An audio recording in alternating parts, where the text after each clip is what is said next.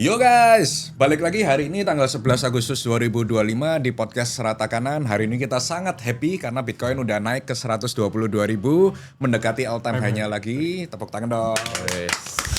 Udah Thrift baru dapat funding, Crypto Wave tambah besar, jadi media nomor 1 di Indonesia untuk kripto. Hari ini bahagia lah. Iya, Bitcoin harganya naik. Aduh, hati ini berbunga-bunga guys.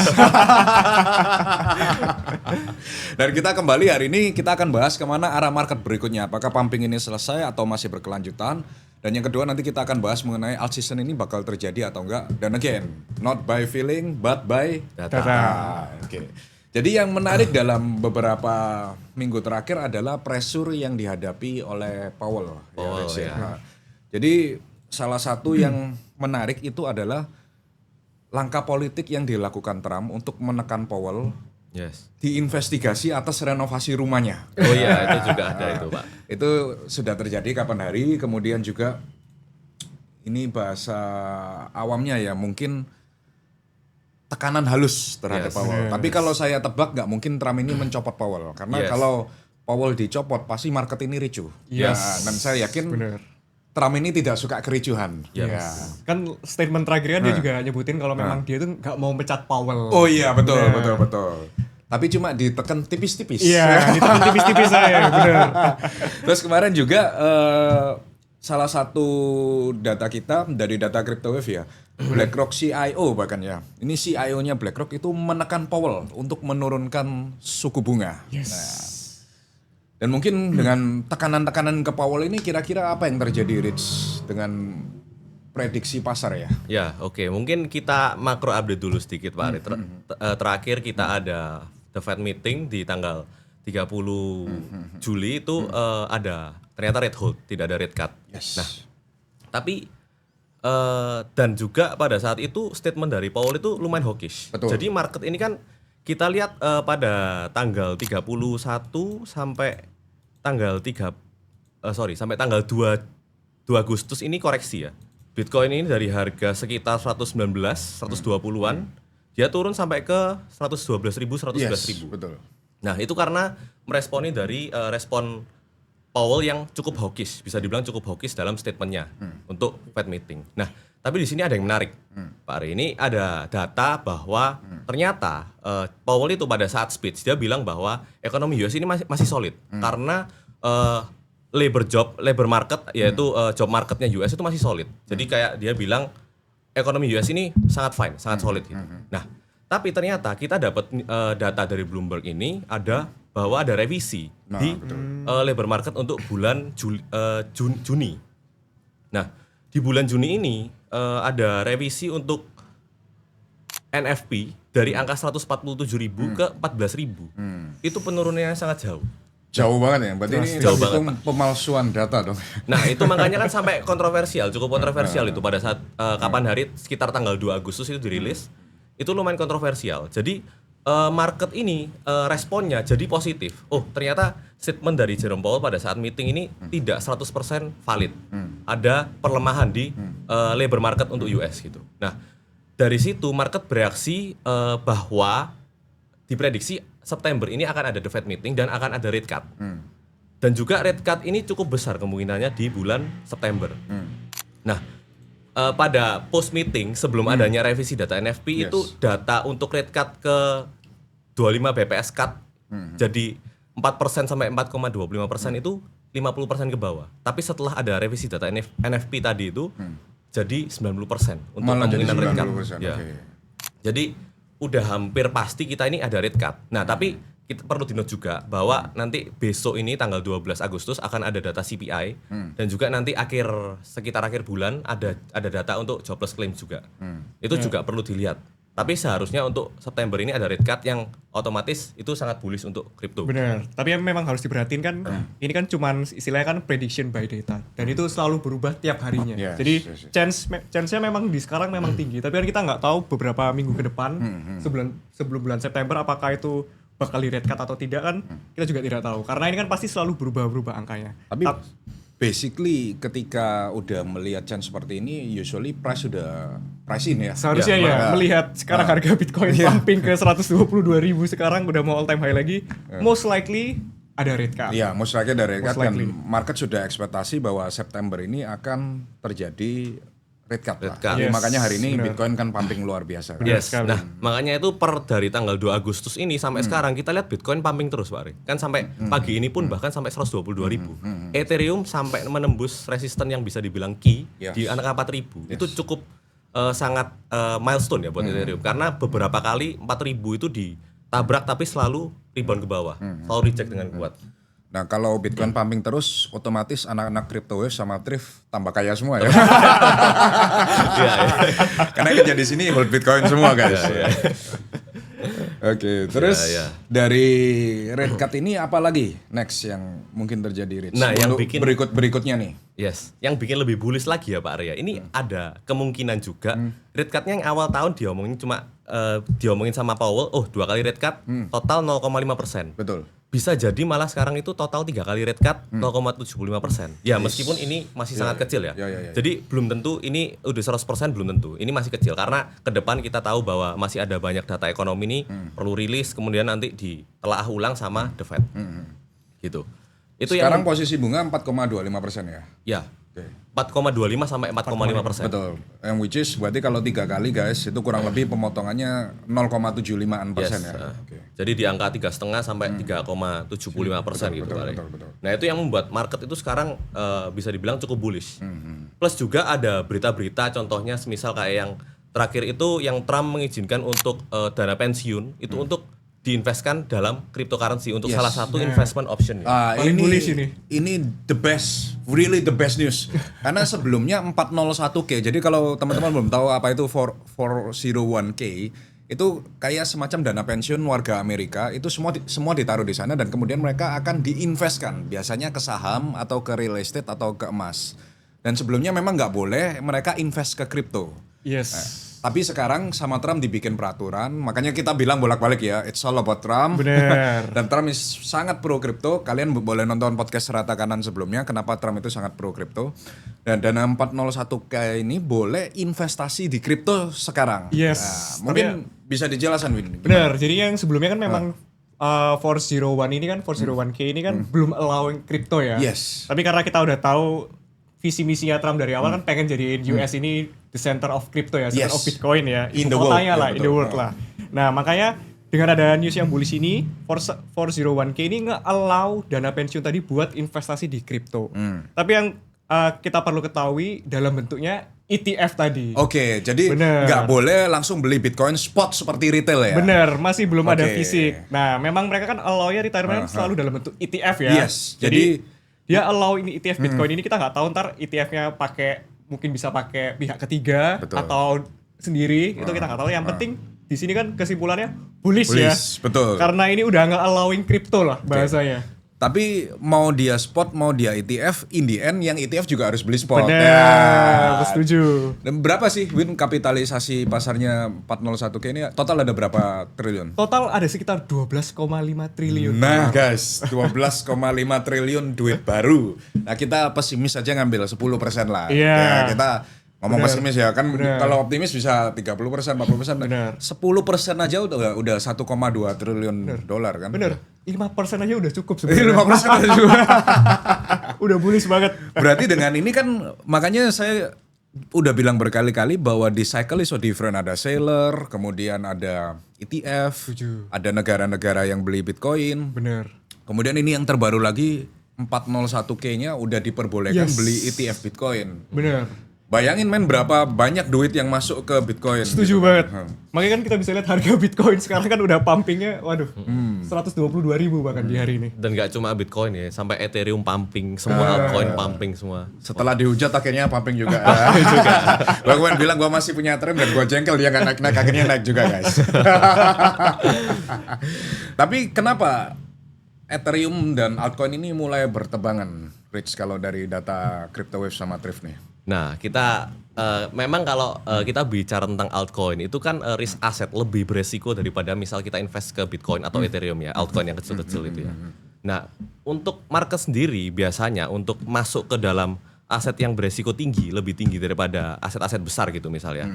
Itu diperlukan adanya kondisi ekonomi yang lebih bisa membuat tenang gitu. Nah, kenapa kok bisa altcoin ini pumping ini belakangan ini? Karena kita lihat kayak tadi misal ada kemungkinan ada 3 kali rate cut, bahkan September ini sudah pasti rate cut. Nah, itu kan kita melihat kalau ekonomi ini sudah mulai ada tanda pelonggaran, masih dalam tanda gitu. Belum benar-benar terjadi. Tapi market ini biasanya cenderung untuk moves on the rumor. Jadi sebelum ini benar-benar terjadi, mereka sudah mulai masuk dulu. Price in nanti kemungkinan pada saat rate cut itu bisa jadi peak atau belum tentu juga peak.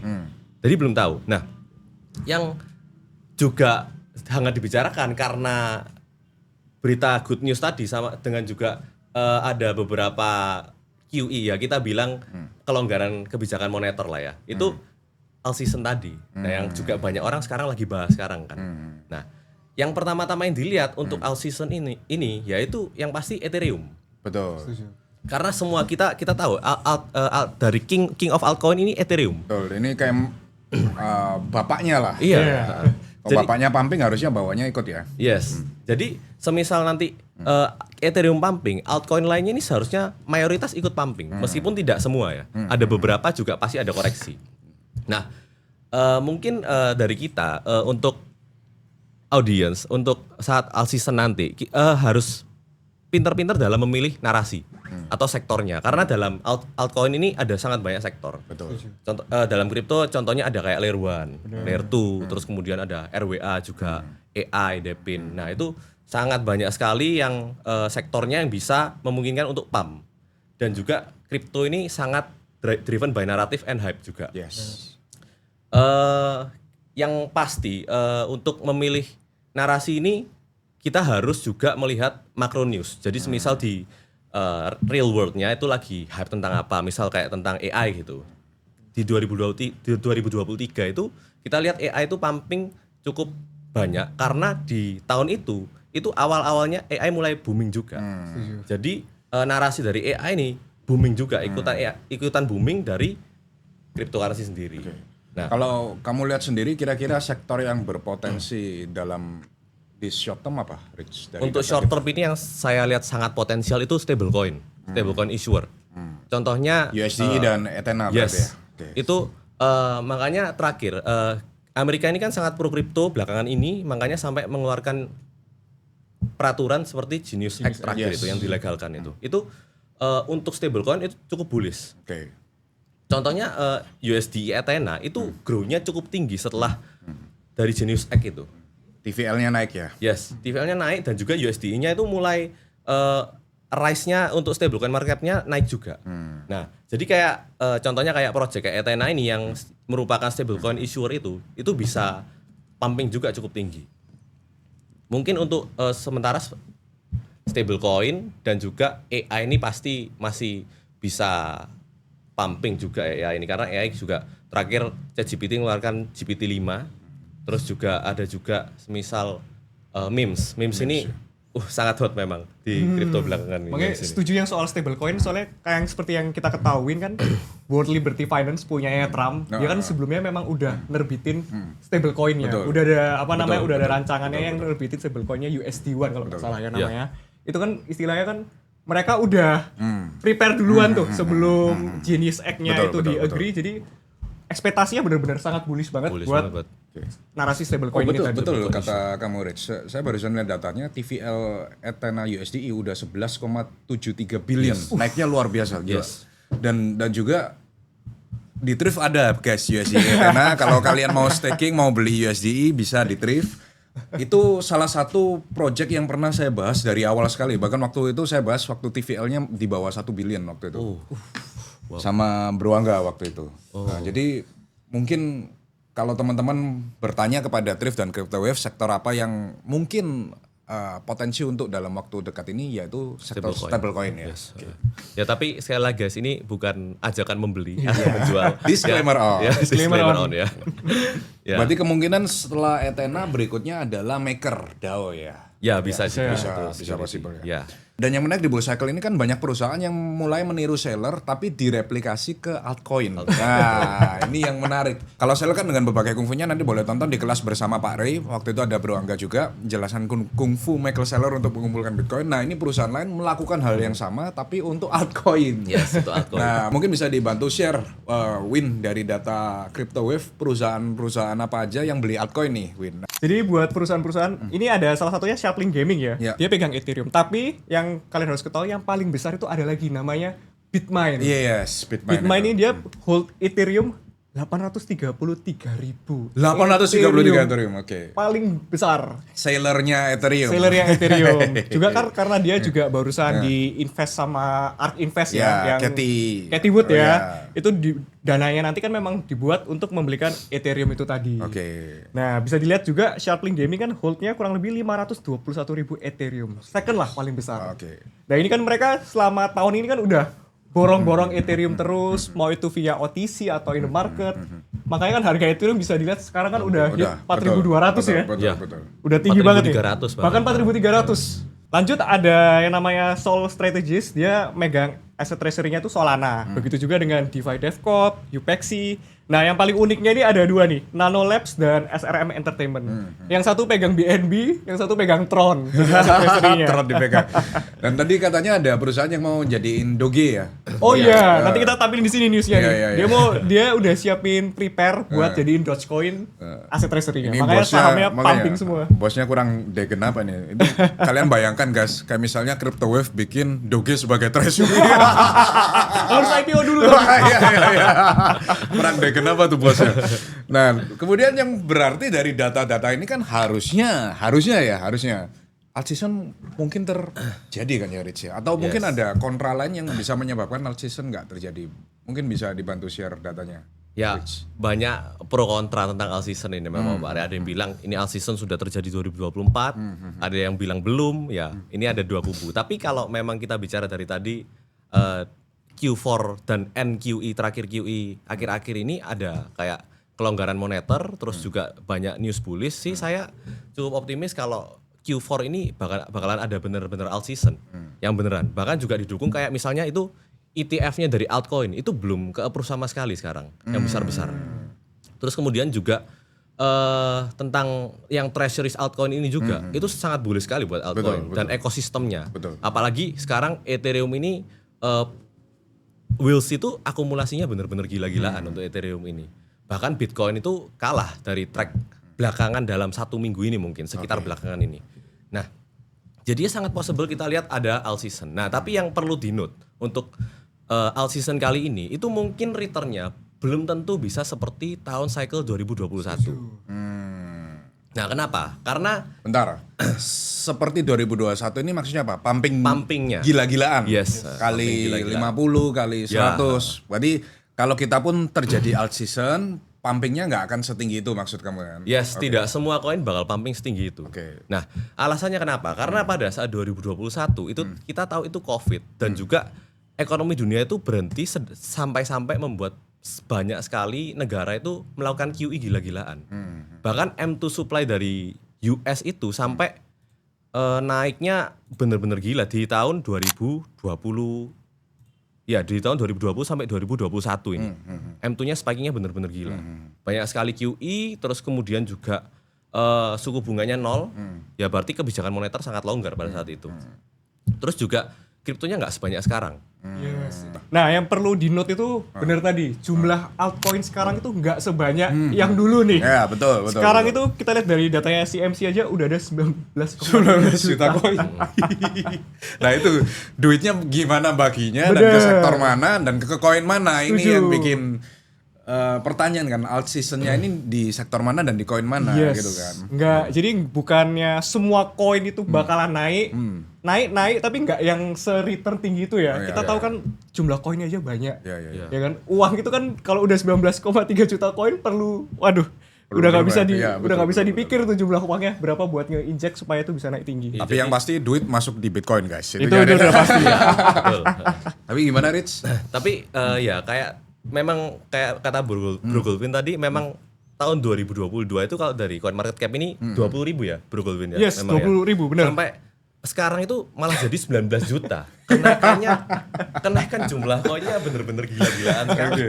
Jadi dari bull cycle sebelumnya jumlah koin cuma 20.000 guys. Sekarang jumlah koinnya itu 19 juta. 19 juta. Itu yang tertrack oleh coin market cap. Iya.